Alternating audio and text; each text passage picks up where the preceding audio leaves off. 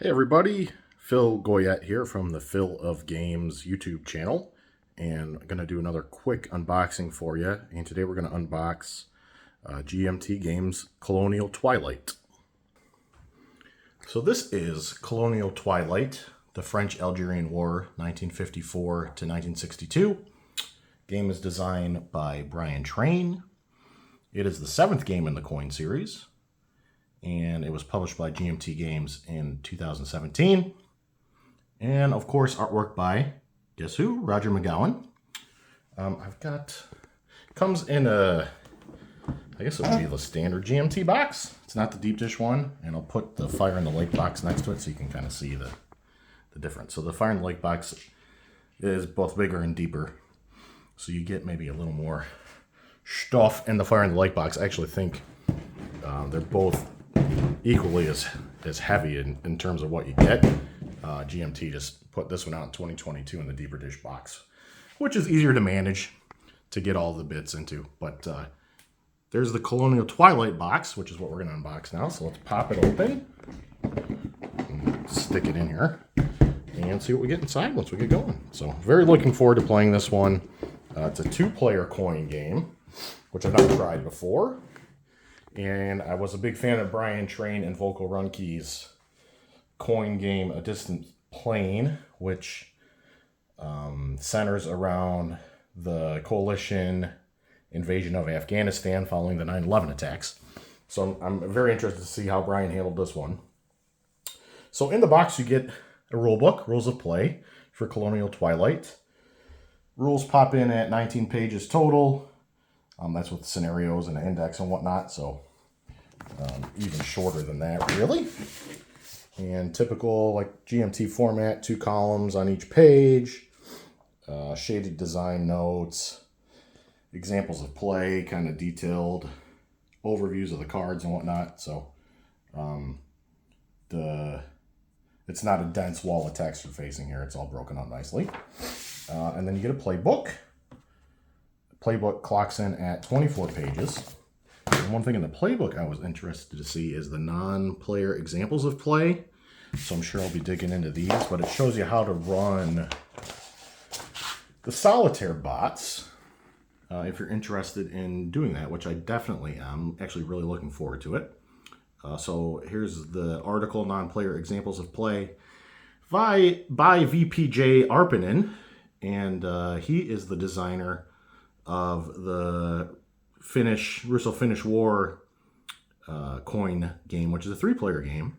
The name's escaping me right now, but so here's the bot for how you operate the solitaire bot to play the game by yourself if you like that way. So looking forward to digging into that. That's in the playbook, amongst other things. You get then a player aid to run the bot with for the non-player FLN, which are the Algerian Liberation Forces. And it's a flowchart like other coin type or labyrinth solo bot games. On the one side is the flowchart, and then on the back side of that is a version of the map with means of moving randomly around the map and how to handle different events, amongst other things. Also how to handle the propaganda round. And then you get your, what I always call the coin menu, but the player aid card, which shows you your operations and special activities you can do as each faction. This one doesn't open up because there's only 2 factions, so it's 2-sided, FLN on one side, and then the French government forces on the other. And you get 2 of those, one for each player, obviously, if you are playing 2 players. And then you get your nice sequence of play card, and then details on how to conduct your propaganda round. And I find you can work through the propaganda round once you're familiar with it without needing the rule book at all. You can really just work through this player aid card. It's fantastic. Same with when you play the games. Once you're used to them, you can rely on these menu cards to really play the game. You don't have to dig into the rule book hardly at all, which I love. It's fantastic. The back side of that one just has a spaces list and force pool. So just some details you might find handy while you're playing. Then you get 1 counter sheet, looks like. That's the front side of the counter sheet. There Here's the back side. You can see it doesn't even use really a full counter sheet's worth of counters. But there's your counter sheet. And then here is your map. Oh, actually, I lied. There's a little small packet of cards here. I don't know what these lads do. I have to look into it. Cabinet shuffle. I don't know if they're reprinted cards or something, but that's interesting. So I have to dig those out and see what the deal is with those. And then you get the map, which is mounted, single-sided. Let's see how many panels this one has. Out of curiosity. It's as big as the Fire in the Lake map. Looks quite similar to the Afghanistan style map in A Distant Planet, which is interesting. There's the map depicting, excuse me while I lean on it, the north of Algeria along the Mediterranean, cities of Oran, Algiers, Constantine. And then all the different areas. You're bounded in the west by Morocco and in the east by Tunisia. You have the victory point and resources track along the top like usual. You have a location for the government or French government available forces, French and Algerian government forces. And then places where out of play and casualties go, and places to mark the different capabilities that you've taken throughout the game.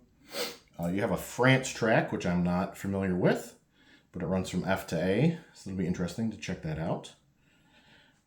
Here in the bottom right, you have a FLN, Available Forces track, the Liberation Army of Algeria. There is a Border Zone track. Not sure what that tracks, but that's interesting.